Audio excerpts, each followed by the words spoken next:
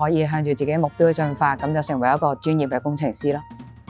令我嘅人際關係同埋視野都拓闊咗好多。每個人嘅發展都係唔同嘅，冇話啱定係錯，只有適唔適合自己。我覺得學徒訓練計劃就好適合我自己。有好多同其他人合作嘅經驗，咁令到我更加有自信。希望可以將自身嘅經歷咁就可以再俾其他人去知道啦，因為我真係透過呢個學徒訓練計劃獲益良多。令我知道咗規劃未來嘅重要性。而家嘅我變得更加勇敢，更加果斷去做決定。我下定決心轉換行業跑道，我深信成功唔係第一個方法。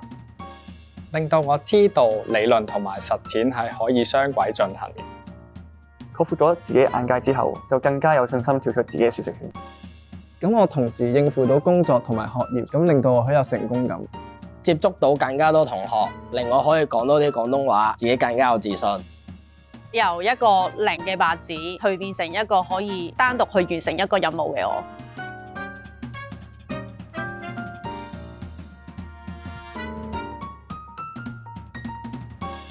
因為我以前咧就比較自卑㗎，因為始終係學歷只有呢個 DSE 啦，咁同埋可以選擇嘅工種都唔多。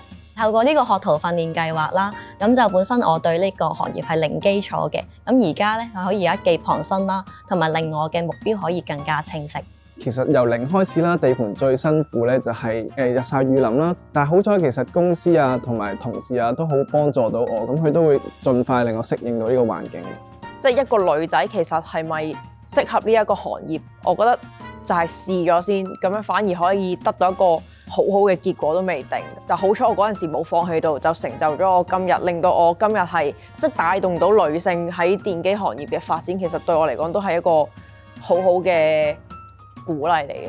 咁我就喺髮型屋嗰度做咗幾年嘢之後，我就期望就係有一份更加收入穩定啦，有晉升階梯嘅工作啦。畢業完之後啦，其實咧未揾到方向嗰時咧，都成日打機嘅。之後啦，發現到原來屋宇裝備呢一行，咁其實佢都係好常用電腦嘅。咁其實好似打機咁嘅啫，用一個AutoCAD 嘅軟件啦，或者用一個 BIM 嘅軟件啦去畫圖，去到0畫到100咁樣，就好似你打機由第一關打到100關咧，升 level 啊咁升 level，咁你咪畫啲再難啲嘅嘢咯。轉行之前咧，我係喺一間私家醫院入邊做健康服務助理嘅。咁但係時間做得耐咗之後，我就發覺原來好多嘢我都係控制唔到嘅，特別係啲生離死別。咁所以我就想去轉一個新嘅環境，去轉一份新嘅工作啦。第一樣嘢就諗起我要揾一份充滿陽光嘅工作，所以我就揀咗建造業呢份工啦。雖然佢係好辛苦啦，要日曬雨淋，但係我就好開心。我仲記得啱上堂嘅時候啦，個電腦習作咧都係要參考隔離嘅同學先可以完成到。但後來經過師傅嘅指導同埋導師嘅教導之後咧，我由一個要參考人哋先完成到份習作嘅人，變成一個俾人參考嘅人，令我感到十分開心啦。最大嘅改變就係會更加勇於去面對問題，唔會去逃避問題啦。就要透過唔同嘅方法，上網揾資料啊，或者問同事上司去請教佢哋點樣解決呢啲問題。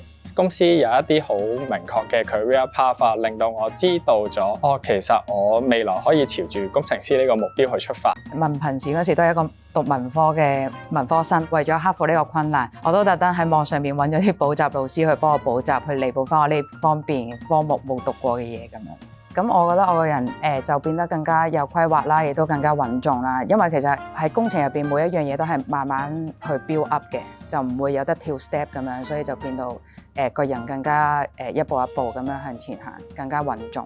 喺呢2年入邊咧，公司都俾咗機會我啦，去同唔同嘅公司同持份者去溝通。咁我亦都覺得我自己自信咗、大膽咗。之後咧，我都開始夠膽同有自信去參加啲分享會啦，將我嘅經驗同埋經歷去分享俾其他學徒啦。返學期間，阿 Sir 都會好認真咁樣教導我哋啲知識，跟住有唔明嘅地方都可以問佢哋，一路讀落去，令我自己可以成為一個有知識嘅工程師咯。我唔會有 Plan B， 我一定會讀落去咯。參加完學徒訓練計劃之後咧，咁就有師傅帶住啦，佢哋會好細心睇到每一個學徒究竟佢哋有啲咩缺點。咁我都希望我呢份熱情、呢個經歷可以承傳俾我哋之後嘅學徒，話俾佢哋聽。做人唔係淨係你睇你眼前嗰步。突然之間轉行並唔係一件壞事，其實係可以去嘗試，勇敢去踏出呢一步。